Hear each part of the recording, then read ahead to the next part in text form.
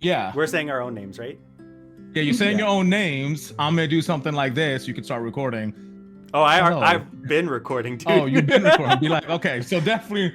Dang, I really that ring light is pissing me off. Like, I feel like there's not enough light in this side of my face. There's my right side, my good side.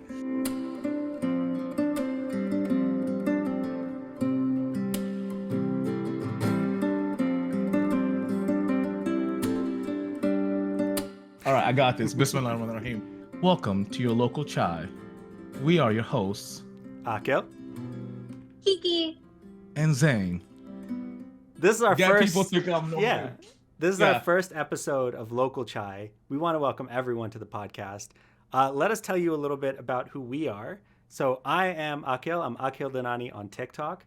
I've been a internet content creator since high school, but it never really worked out until last year when a couple of my videos went viral and I got, 57,000 subscribers on TikTok. And I built an entire platform I started by talking about Lego, then moved on to like Star Wars. And then, because I can't help myself, I started talking about like Islam and philosophy and history and language and stuff like that. So it was through those avenues that I met these lovely people here, Kiki and Zane. I'm Kiki. I am Life with For Y'all on TikTok. The reason why there's two names is because I'm a living contradiction. And the way I got popular on TikTok was because one of my videos accidentally went viral, where people thought I was a single mother, which is not true. And I wrote I was a single cat mom, but nobody saw the cat emoji. So I just make videos on relationships, inner work, and random TikTok videos time to time, and just also friend videos. So that is me. And I'm Zane. I got started on TikTok originally to support my Twitch stream, Lone Wolf 7 Gaming. And I played Tekken. I was a competitive Tekken player. Joined TikTok. Started making content on other topics such as Star Wars, Marvel Comics, Muslims in comics, and then some Muslim content because I can't help myself. And people encouraged me to make more Muslim content, even though I was there to play games. I'm also call sign Padre, which is my shooting content.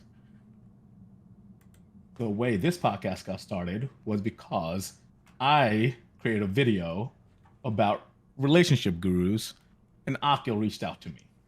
And then we reached out to Kiki. Reached out is And now we're a here. strong word. I commented on your relationship videos, and I think what I said was, I'm dumb as heck. I should have a Muslim advice podcast.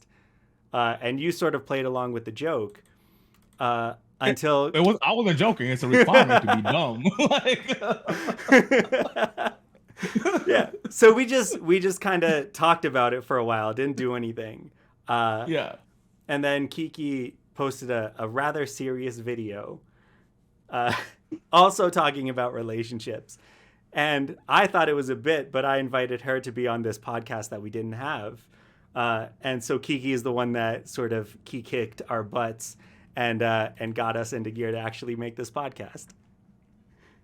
And now we're here. And now we're here. We're here. And now it's everyone's problem. Yeah. So we've been scouring the Muslim internet to see what's striking at the hearts of our brothers and sisters, what's coming up in life, what are people dealing with.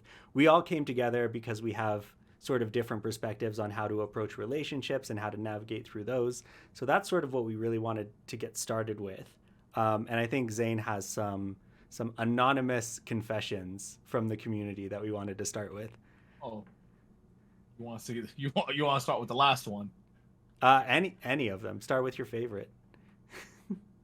I was hoping. Okay.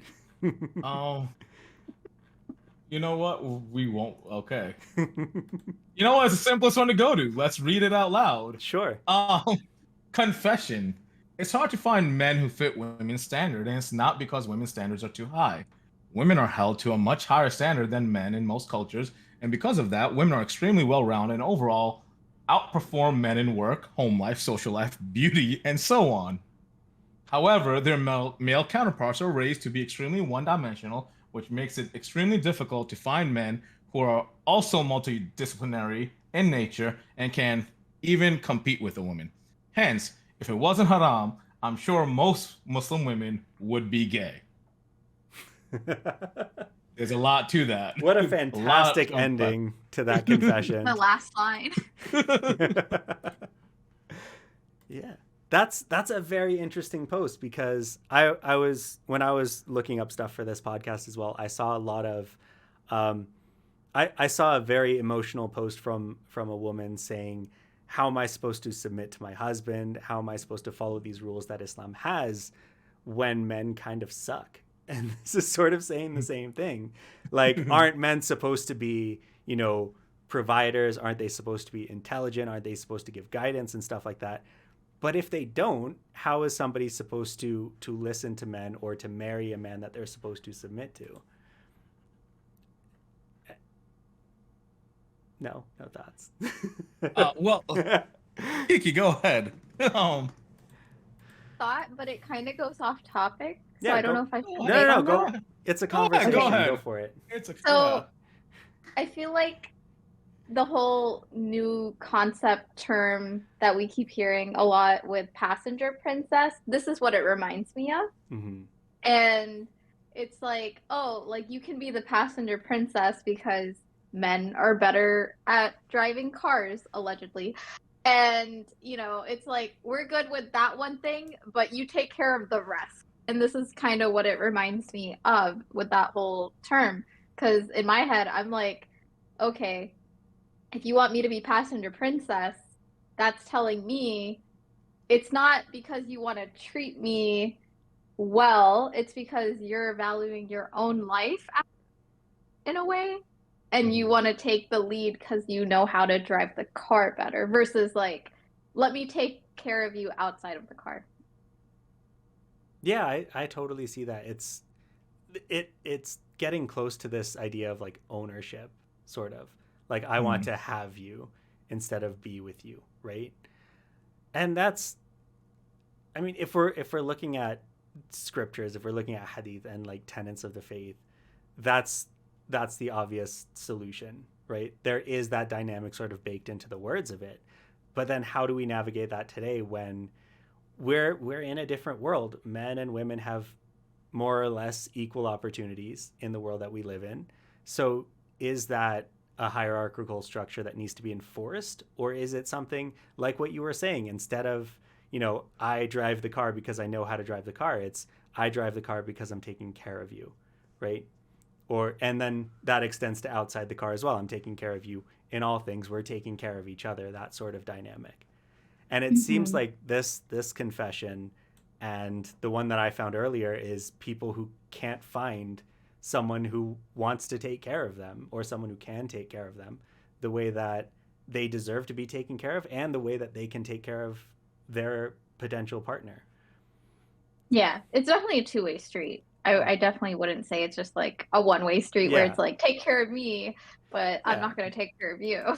Yeah, jumping off on that, and that's something I do not like gender roles. For this specific reason, I feel like we have infantilized ourselves into not learning just basic life skills and being like, for example, a lot of guys like, well, I don't clean, it's her job. Bro, you're a homeowner, right? Like, right? Or like, I was speaking to a few women, and they're like, if I get a flat tire, I'll just wait for my husband to come and fix it. I'm like, you're gonna stay on the side of the road for 40 minutes, and if your husband's at work, you're gonna wait for him to get off work and drive and fix your tire.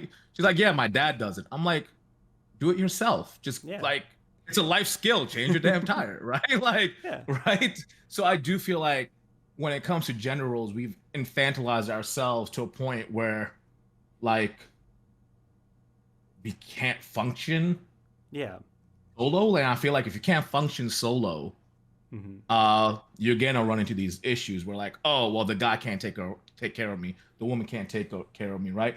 Why am I taking care of you? Like, I got 3 children, right? You know what I'm saying? Like you're Yeah. not a child, you're a grown ass adult. Yeah. Like you gotta learn. We gotta learn to live with each other and not take care of each other. Like that's why that a lot of that talk, that dynamic is always off with me. That's where I'm coming from. And I think that's getting promoted more and more and more. Even like outside the Muslim space, I just saw a video on Twitter of an American conservative podcast. It was like Ben Shapiro and two other people that I refuse to learn the names of. And they were like, would you rather do laundry or clean the dishes? And all three of them were like, I don't know how to do either. I don't do either. Like, I can't do either. And they were taking pride in the fact that they don't know how to keep their home clean. They don't know how to keep their clothes clean because they have wives that do that. And before they had wives, they had mothers that do that. And and you're exactly right. This focus on certain people, certain genders need to do certain things is a weakness more than anything. It just means that you can't survive on your own. Yeah. And just to label something masculine or feminine, I remember there's a khutbah, like last year, my imam gave it to me, and he's a elderly African American imam, you know, lived through the civil rights and Jim Crow era, right? And he was kind of yelling at us for not knowing how to sew, right? He's like, how do you guys not know how to sew? Like, what do you do when your pants rip? Do you buy new pants? And we're kind of like, yeah, right? But he had a point, right? That wasn't a masculine skill or feminine skill. That was just a skill that you should have had. You should learn. I have still not learned how to sew, but I am looking up classes. I will teach you. It's been a year. I will teach you. Oh, all right. Thank you, my man. Can you teach me too? I will don't teach know either.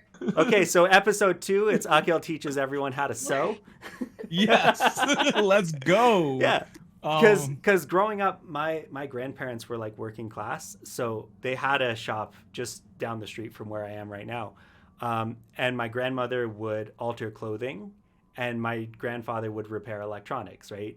Typical masculine, feminine things. But when I was growing up with my brothers and my cousins, we all learned how to sew. Yeah. And then I was the only one that learned how to fix electronics because I was the only one interested in that. But we all learned how to sew. And the funniest thing is my little sister is the one who can't sew. She's the only one out of the 5 of us that can't sew. So when we need to like hem stuff or, you know, fix our pants when they rip, or even I do a bunch of arts and craft projects, like I know how to sew. I can, even though it's a feminine thing, I don't think it's a feminine thing, but even though it's called a feminine thing, that's like something I take pride in knowing how to do and being able to do. That's awesome. I remember knowing how to sew a little bit as a kid to make clothes for my stuffed animals.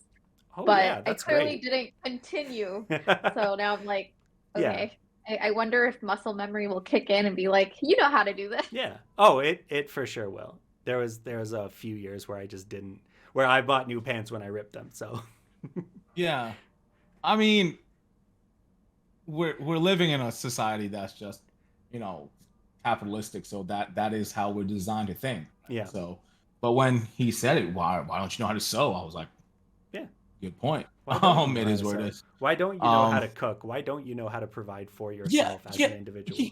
Exactly. And when people say, well, I know how to fix my car, it's like, bro, when was the last time you had to fix your brakes versus when was the last time you had to flip an egg, right? Like just statistically, what do you do more during the day, right? Like, well, I could fix my car. Yeah, but bro, when was the last time you changed the brakes to your car? When was the last time you made yourself an egg to survive? To eat, right? To eat. Like, it's just like, it's not the same. I'm sorry. You can't compare cooking to car repairs, right? Yeah. And honestly, I don't like getting dirty. I pay people to fix my, like, even to change my headlights. I know how to do it. I'm too lazy. I'm like, yo, do this for me, right? Yeah. I can't do that for food. I mean, I can, but I'll go broke. DoorDash. Yeah. You know what? I've been door dashing a lot. I need to stop that. I really need to stop that. Me too. Me too. We are not sponsored by DoorDash. Sorry, skip the dishes because it's local. Yo, I'm so bad. I'll order from a restaurant I could see from my house. I'll just like, you know what? Let me order from there. Yeah. Oh. I'm gonna keep my excuse if it's freezing outside. So that's my excuse. I don't have a car. So I can spend 20 minutes outside to get food, or I could just, you know, DoorDash. Okay. Yeah. Okay. Fair enough. See, like, Yeah. excuse exactly. But We the all have thing our is, things that we don't. yeah, the thing is, I know how to cook though. Yeah. I just don't know how to grocery shop. So my fridge is empty. My But fridge was empty until Ramadan. You can also DoorDash groceries. Yeah. right, Instacart, right. DoorDash, let's go. When I say I don't know how to grocery shop, it's like planning out what I can make and what I need to get to make the things that I want to make. I just got to sit down and write out a Yeah. list or something, then I'll be good. And that's another skill that like everyone should have, right? It's about taking care of yourself. But going back to this confession, unless there's anything else that you had generally speaking. No, going back to Yeah. confession, there's just 2 points I wanted to make though. Yeah. First one I think is very interesting. Your orientation, majority of the time, is not chosen. You're born with Yeah. that orientation. Yeah. Like, so that's why I needed to say that off the bat. I think that's the first thing we should have said, right? Yeah. You can't just decide to like someone else one day, right? Uh, I mean, some people can if they get curious, like some can, but Yeah. generally speaking, Yeah. like people right? are flexible, right? That's something that can Yeah. change over time. Yeah, but Um, generally speaking, it's not something that's a choice. It's you're born like that, right? Yeah. From my understanding. Okay. Yeah, for And sure. number yeah. I feel like this particular confessor has something that they're not admitting, that they're leaving out with You- that. Their I- last sentence yeah. is hinting at something. Oh, wow. Like, oh, maybe women are So- just better, but I'm not allowed to say that. Well, see, okay, so that actually leads to my second point, right? The less important point. But it's like, why is this a competition, right? Yeah. Like, it's very competitive. And Mhm. like, when was the last time you had a bond with a friend, sibling, parent, any type of relationship, any type of friendship, a true authentic bond that was like competitive like that? Right? Even like my friends who are competitive with me Yeah. in video games and stuff, we're competitive to a point, but we're not like talking down to each other, right? We're Mhm. actually through competitiveness, we're lifting each other up, right? Yeah. It's like when you go to the gym, or like from the anime fans, Naruto and Sasuke, you're competing to strengthen each other. You know, you're not putting each other down. Mhm. That's how I see it. So I do believe this is a toxic competitive mindset right now. Absolutely. Absolutely. But I also think like when we look at sort of lifestyle social media and like Mhm. what people are encouraged to do, when I see what men are encouraged to do, the ones who say focus on social life, focus on beauty, like go to the gym, work out, make money and all that stuff, they're saying do that so that you can ignore partnerships, right? Mm. And then when I see it for women, and I may be biased here because obviously I see more for men than I do for women, I see focus on social life and beauty and hit the gym and be healthy and education and all that stuff so that you can get the partnership, right? Mm, So I think interesting. part of the reason, I don't know how online this confessor is, but I'm seeing it as like women are encouraged to have all of these attributes so that they can participate in society, and men are encouraged to have all these attributes so that they can isolate themselves from society. So of course you're not going to meet men with these attributes, they're hiding. That's just what I see. I don't know if you have.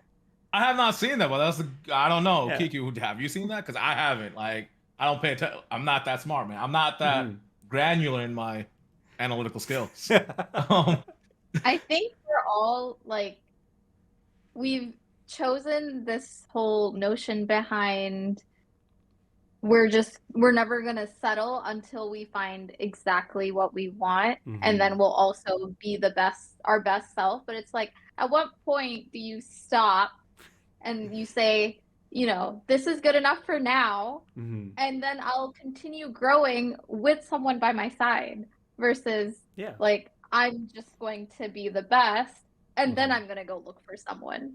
Or the opposite of, I'm not going to work on myself until I find someone who is not only the best version of themselves, but also fills in all the gaps that I have. Yeah. Yeah. That's something that I've had to unlearn.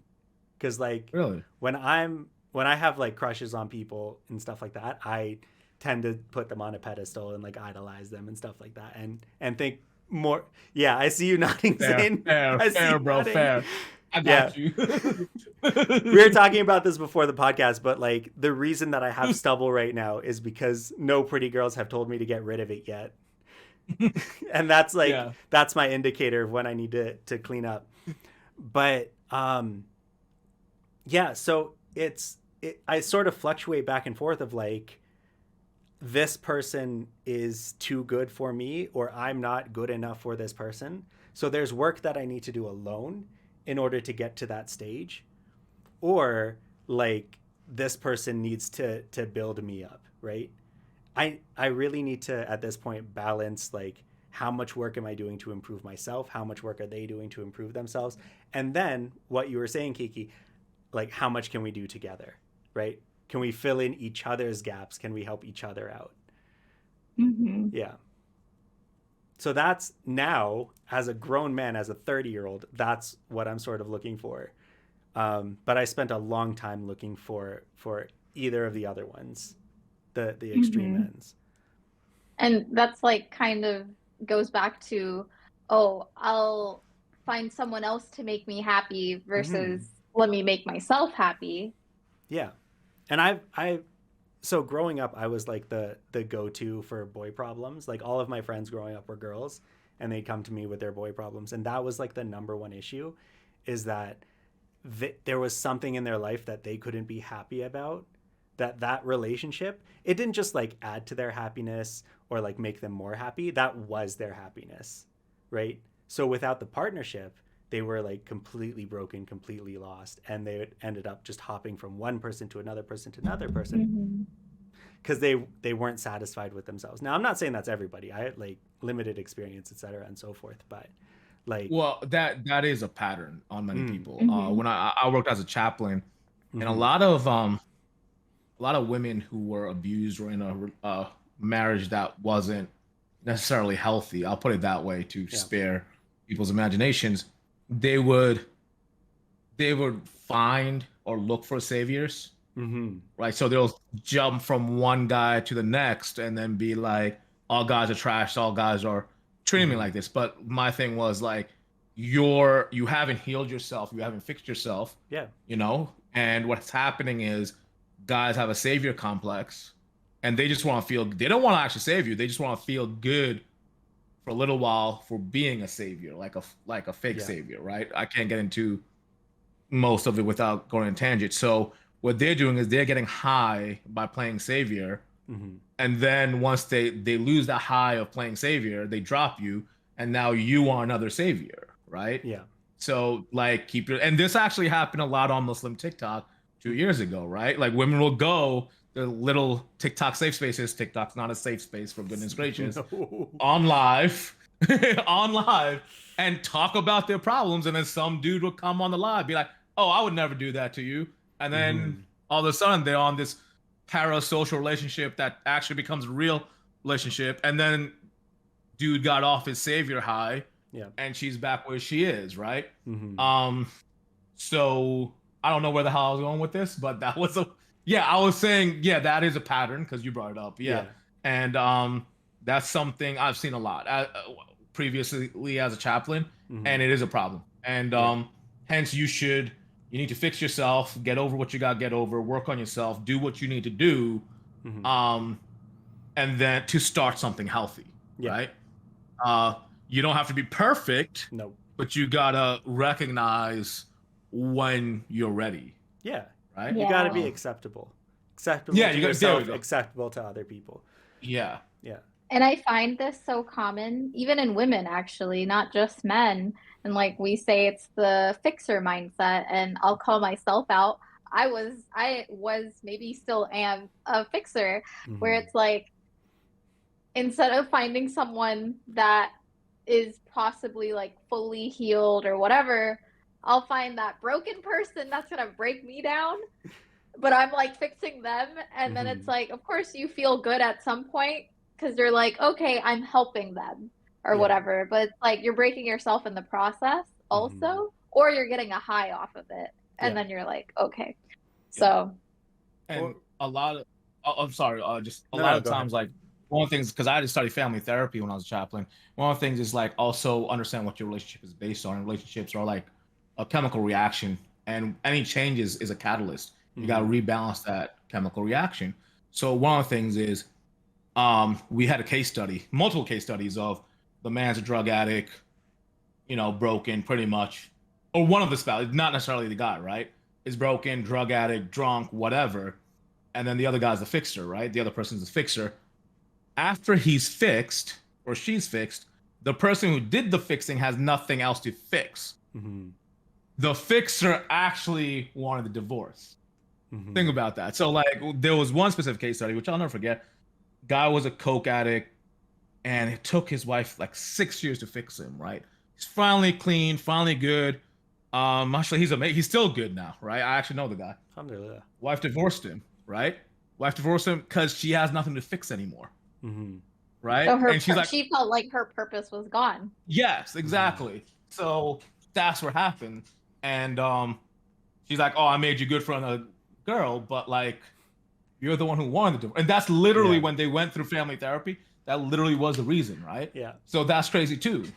I've seen relationships like that work out, and it's the most toxic thing ever, because we have one person who is a fixer and another person who, no matter what happens, refuses to be fixed. Oh. And then that's how the relationship continues for like decades and decades and decades. Yeah. And it's exhausting for both parties, because one person, their life sucks, and the other person cannot accomplish anything because they're trying to like fix something that can't be fixed or that won't be fixed, right? Yeah. And that's like going back to a little bit what we said earlier, is like when we look at textbook abuse, like if we're in a psychology class and we're looking at abusive relationships, the first thing to do is to make the other person rely on you, right? Nobody loves you except for me, right? You can't help anyone except for me. Like, you need me.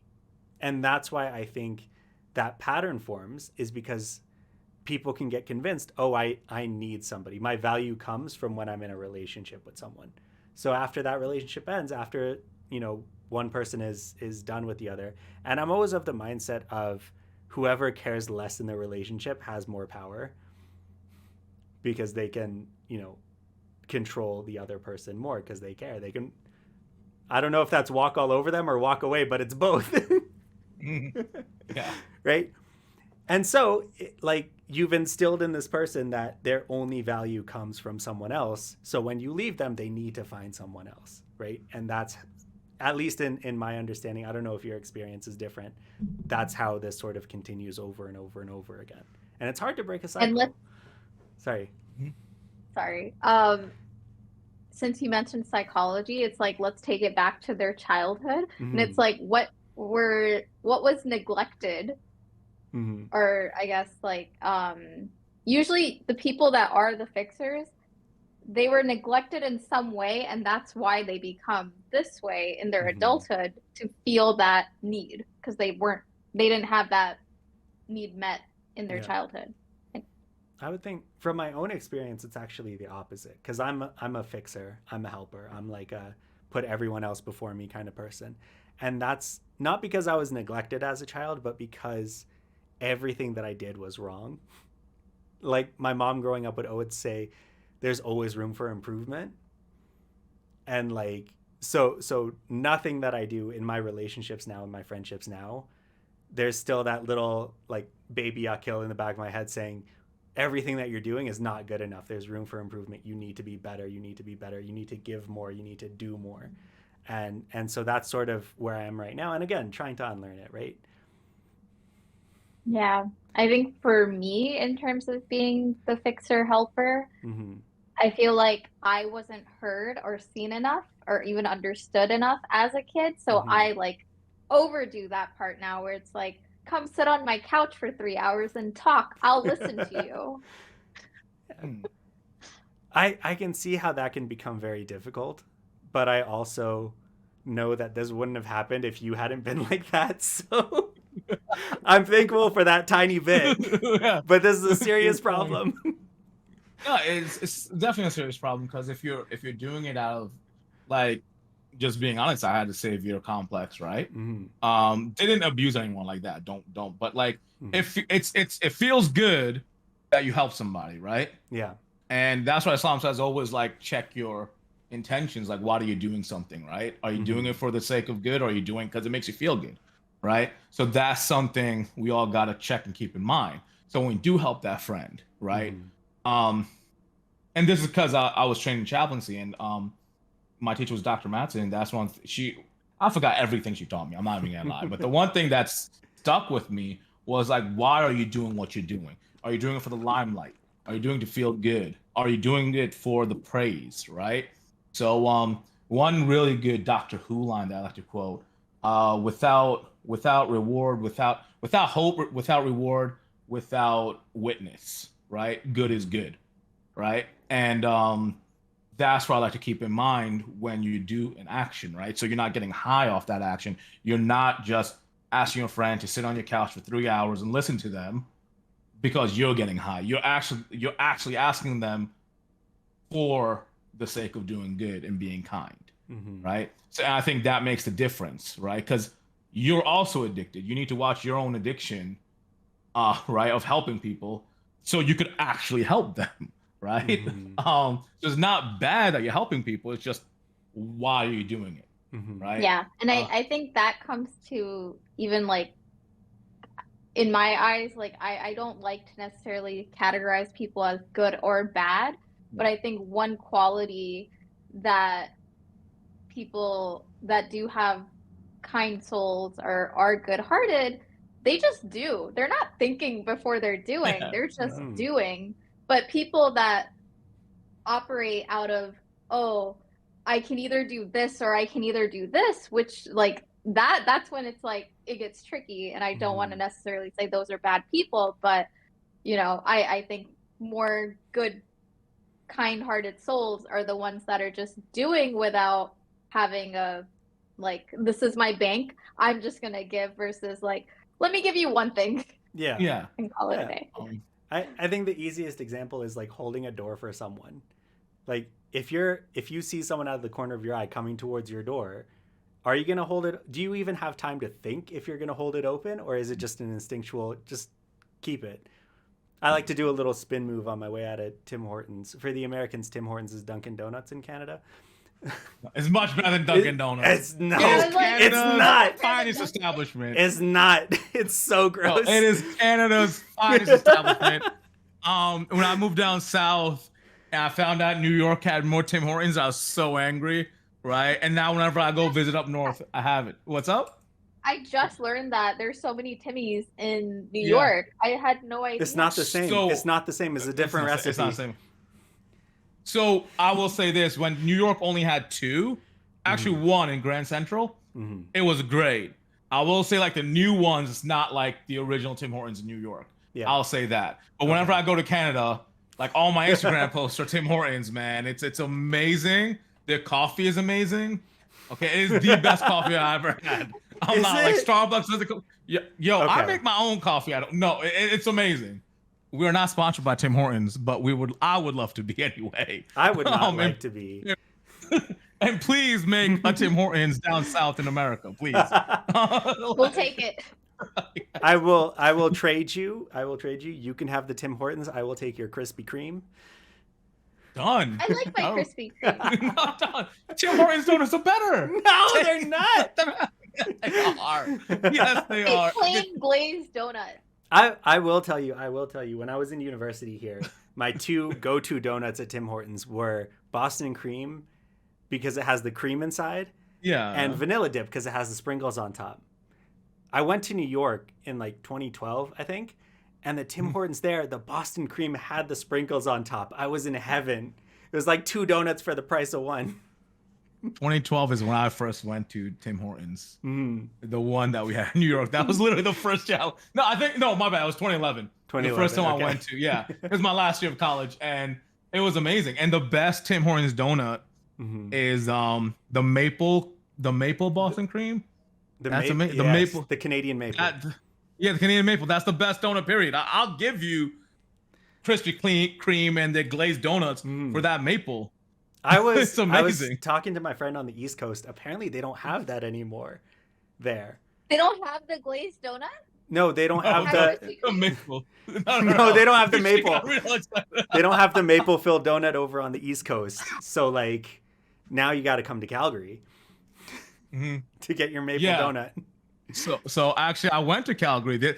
Actually, the amazing part for all the Muslims, right? Calgary is one of the greatest places to live because right next to your masjid, the biggest masjid in Calgary, right? The one with the red carpet, I forgot where it is. Right next to it is Northeast. Tim Hortons, right? That's That's not. what I do. There's a That's a Tim great Hortons choice of masjid. next to every masjid. Like Oh, really? if I look out my Okay. window right now, I will see the downtown masjid, and a block away are two Tim Hortons, literally Oh, I across got the it. street from each other. Okay. Okay, so when I visit Calgary, I didn't know where I was. And I'm like to the Uber driver, like, yo, take me to this hotel. I'm in this, I think it was a Ramada Inn, Yeah. that masjid and Tim Hortons. I'm like, I'm set. I'm good. It was Friday. I got Juma. I got my Timmy's. I'm good. Right? Oh. Yeah. Oh. So I'd like to reel it back in. Yeah, to Yeah, the yeah. Reel door back in. comment. Yes. So Sorry, fix us, the- Kiki. the door Fix comment that. that you made Yeah. actually made me, it reminded me of, I don't know if you guys heard this thing about the grocery store cart, and Mhm. it's like Oh. returning the cart to see like how many people actually do that when no one's looking versus when people are looking. Mhm. And I don't remember like the whole concept behind it, but Yeah, it was like, you it's- know, are you going to return it or not? Yeah, that's just like a litmus test of are you a good person when nobody's Yeah. looking. Because returning the cart, and this has changed in some places because now you actually like pay for the carts and you get Yeah, like there's Aldi's. there's you an know, incentive for- to return the carts now. But like back in the day, there's no incentive to return the cart. If you leave it there, you're driving away. No one's gonna know that you left the cart there, right? So in that circumstance, when nobody knows if you're gonna do the right thing or the wrong thing, are you going to do the right thing? And surprisingly, not a lot of people are going to do the right thing. I'll be honest. I returned the cart, Mhm. but when you're in Costco specifically, bro, that's a pain. Like No, that's why I make sure they have the you got to park near, not next to, Yeah, but that's near what the I cart do. returns. that's what I do. Yeah. But when you go like on Sunday morning Yeah. and you don't got parking, I'm just like, bruh, come on. Okay. It's just in Costco, Target, Aldi. Well, Aldi's you have to pay, but like all the other places, I got you. Yeah. Costco, man, like especially if I have my kids, like bro, I can't leave them in the car. And Costco parking lot with kids is not safe, No, right? it's not safe. I do It's make not a little, yeah, I know. So I make a little exception there, right? But you're looking Yeah. out for your kids. Yeah. So I feel Yeah, like you- that's the, well, It's a that's greater the fun good. path. Sometimes I don't have kids, I just leave it. But actually, when I don't have kids, while I hate it, I do it. Yeah. I'm not gonna, Yeah. But when I have kids, I'm like, whatever, man. But Not like this Costco stuff. there's this huge thing about like right and wrong where are you doing it because it's the good thing to do or are you doing it because like you're expecting a reward or something like that. So with the cart return, I'm trying to like not only is it the right thing to do, but I'm trying to make it like feel good in the moment as well because it's miserable to like push your cart back. So every time I return the cart, I do the little scooter thing because you can't do the scooter thing in the store. I'm a grown ass man. You can't do the scooter thing in the store. But when I'm returning the car to the parking lot, I'll just hop on the back and just to make it fun. To make it fun to Yeah, do the yeah. right thing. It's cars, man. It's cars. You can't be doing that. It's cars. But you make Do it that in fun. store. But you Yeah, make it yeah. fun. You make Yeah, it we you make it make fun. the right Yeah. thing an enjoyable thing. Cause like Yeah. I don't know about y'all, but like so much growing up in an immigrant family, like doing the right thing was always such a slog and always such a punishment. Like if we got good grades in school, if we did a good like science fair project, our reward was like not going to masjid on Friday. Yeah. Like you can skip masjid. Granted, makes Yeah. sense. It's an hour and a half drive where I grew up to get there and Yeah. back. But like after I moved out of my parents' house, I'm like, I don't want to go to masjid. I still don't like going because it's like it was instilled as being a punishment, right? Or not even a punishment, just like the reward is not going, right? Yeah. Same thing with like eating healthy. If the healthy food growing up, all the healthy food was disgusting, I had to switch from 2% to skim milk as a child, and that was terrible. So now, like, because the right thing isn't enjoyable in the moment, my little like monkey biology brain is going like, no, don't do the right thing. So now I have to take these extra steps to make sure that the right thing, I can enjoy it in the moment as well. Mm-hmm. That's fair. So Yeah. I'll do the scooter. I don't care if I get hit by a car. Okay. You're having fun in the moment. I'm having fun in the Yeah. moment. Also, I don't know about these litmus tests, right? Mm-hmm. Like people, depending on where you're from, what culture or social context you're from, Yeah. right? Like in New York City, I don't remember ever putting the cart back. That was like coming from New York City and now living down south in North Carolina, right? Mm-hmm. People are very different. Mm-hmm. Like I don't like saying hello or hi to people when I walk by them. I just do it because that's expected, right? In New York, if you said hi to a random person, that was weird. It's like, what? Yeah, you're asking for a fight. It's like, bro, why you say hi to me? Yeah. Right? That's the way I grew up. So like, Mhm. I do think these litmus. Yeah, go ahead. Yeah. So I was just in New York this past weekend, Yeah. and Yeah. the day my friend was picking me up from the airport, she was like, she was almost there to get me. I'm still in line at Starbucks waiting for my drink, and I'm just like, yeah, thank you. And she's like, don't say thank you. Get out the door. No one Yeah. cares. Yeah. It's like, why are you saying like? Yeah, Mm. exactly. In New York. So when I first moved out of New York, I didn't know how rude I was, right? I was in Indonesia, and we're at a mall. I was sitting with a Canadian friend of mine Mhm. and a Seattle friend, right? Which and is pretty much snapped at the Canadian. Yeah, which is pretty much. And I snapped at the waiter. And my Canadian friend just looked at me. He's like, "Don't you ever do that." I was 22 at the time, right? Mhm. He's like, "Don't you ever do that again." And like he was harsh with me. He was 27 at the time. I was 22, and he just looked me in the eye. He's like, "Don't ever do that again." Yeah. Right? And it was normal. Like, yeah, we snap at like, why can't I do that? Why I gotta say thank you and stuff like that, right? Mhm. Even tipping the waiter. New Yorkers, like I remember a lot of the time when I went out to eat with my white friends. My Muslim friends always gave tips, right? My Mhm. white friends, they would be like, well, the waiter did this, well, didn't like they were like Mhm. rate or rank the service and then tip. While like my Muslim friends were like, whatever, man, he's having a hard time, like Yeah. just tip him, right? Yeah. And over here in like, what do you call it? In North Carolina, we have it like this is a 15% tip. This is a 20% tip. It's right there, right? Mhm. So it's just different areas, even in the same country, Mhm. culturally are different. So when you have these type of litmus tests, Yeah. right? Like, oh, does he tip? How does he treat the waiter? Mhm. Right? Most of the time in New York, you don't want to say thank you because you're wasting their time too. It's like, bro, we're not friends. Yeah. Get your drink, go, and let me make another drink, right? Like, Mhm. so it's kind of Yeah. it's not universal. You can't use them as litmus tests. It's not universal. And Yeah. that's the reason that I like the shopping cart analogy is Yeah. because that doesn't affect other people. Right? That's not wasting other people. I mean, the Yeah. people who have to get the carts, it's wasting their time. But like Yeah. it's not a direct interaction that has like a cultural norm associated with it. Mm. Nobody cares if you do it or if you don't, right? It's just, are you going to make someone else's job a little bit easier? Are you going to make somebody else's drive that you don't know a little bit safer, right? It's a very low stakes thing. Whereas, yeah, saying thank you to the barista in an airport Starbucks, are you crazy? Even if you weren't in New York, don't do that. Yeah, don't do that. Fair enough. Yeah, on the airport too. In an airport Starbucks, regular Starbucks, I say thank you. Hey, how are you? Nice to see you again. I come in every week. Airport Starbucks, no, you don't do that. Yeah. Yo, if you came to a New York Starbucks, it's like, hey, how are you doing? Thank you. They'll just look at you like, Yeah. what are you waiting for? That's why I can't live in New York anymore. The Mhm. customer service down here is so much nicer. Right?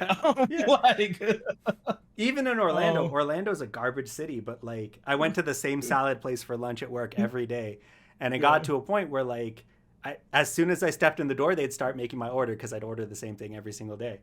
mm, And now I'm like that here at Tim's. Like they don't even call out my number when my mobile order's ready. They're just like, they get it ready. They see me walk in the door. They're like, here you go. The guy at A&W knows my name. So like, it's such a different culture.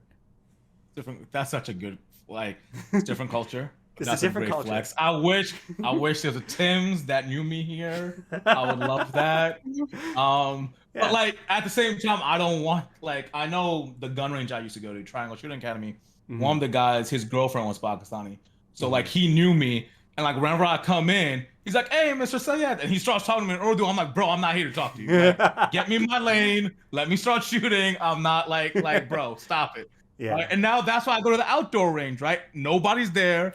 It's in the middle of nowhere. There's no people. No one. And I hate when people come and talk to me. It's like, bro, I'm training. Why are you talking to me? You're interrupting me, right? Yeah. So like, it's a very like I'm not saying I'm antisocial. I'm not saying I'm a rude guy, right? But it's context matters about these things, right?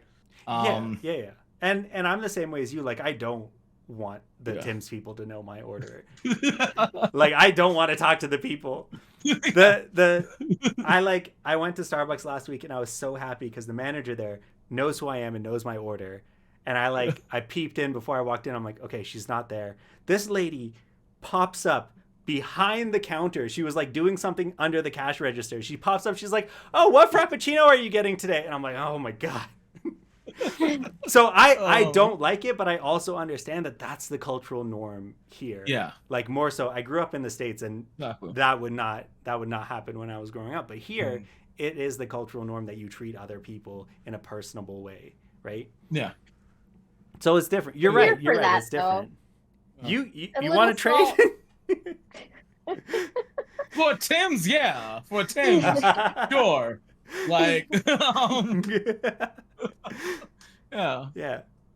So that was just my little 2 cents on litmus test, right? No, Like, that's fair. You It needs gotta to understand cultural context, right? Yeah, it needs to What's be in the rude in cultural one context. place is completely normal, Right. and that's why when we go to Hajj, this people start like, man, we were making tawaf. This dude just spit on the floor. I'm like, bro, why are you spitting on the floor? It's just like That's what you he's do.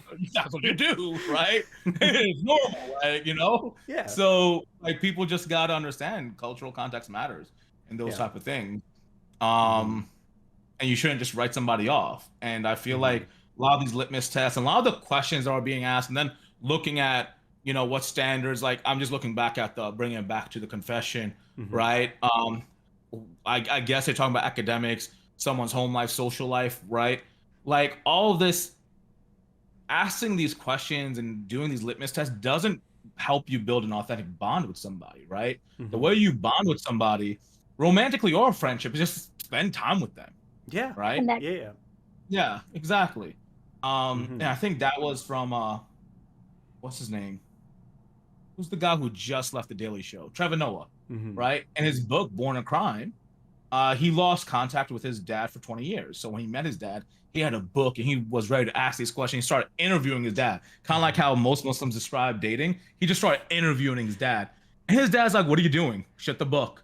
He's like, "What?" He's like, "Is that how you get to know people? No, you spend time with them." And he says it that like till this day, he still doesn't know things about his dad because he doesn't ask them, because that's not necessarily to build a bond with, right? So when this person talks about standards and men not being well-rounded, or like women are better in home life, social life, academics, and beauty was crazy.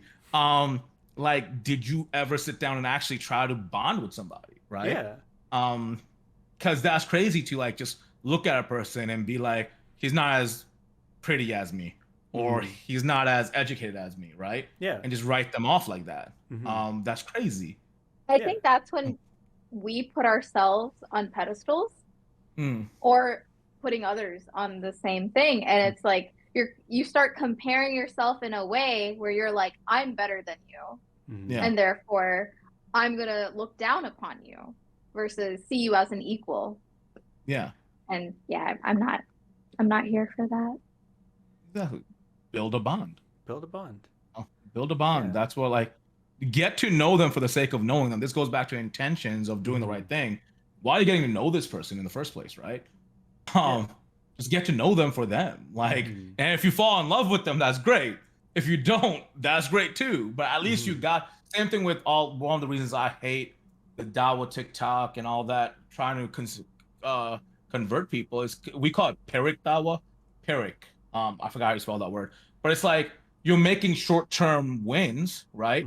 But like you're not actually building a bond. Like most people who convert, convert because they met a Muslim friend and they were nice and then they converted, right? Mhm. They didn't convert because you debated them and like challenged them their beliefs, right? They didn't convert because of that. Same thing. No one's gonna marry you when you're like, oh, you need to better yourself, be a doctor, be this, that, XYZ. They're gonna marry you because you build a bond with them, right? And that's what. So building a bond is also in other places in life, also. Yeah. And I feel like that's especially the case with this confession, because it's like, I have ticked off these boxes, therefore you need to tick off these boxes. Like if you've ticked off these boxes for yourself, fantastic. You are a well-rounded person with work and home life and social life and beauty and all that. Mubaraki, congratulations. But like, just because you've done that does not mean that somebody else needs to do that or needs to do that for you. Yeah. Yeah, it's like they should do it for themselves, and if y'all find each other, great. Yeah, fantastic. Great. Yeah. I'm pretty sure.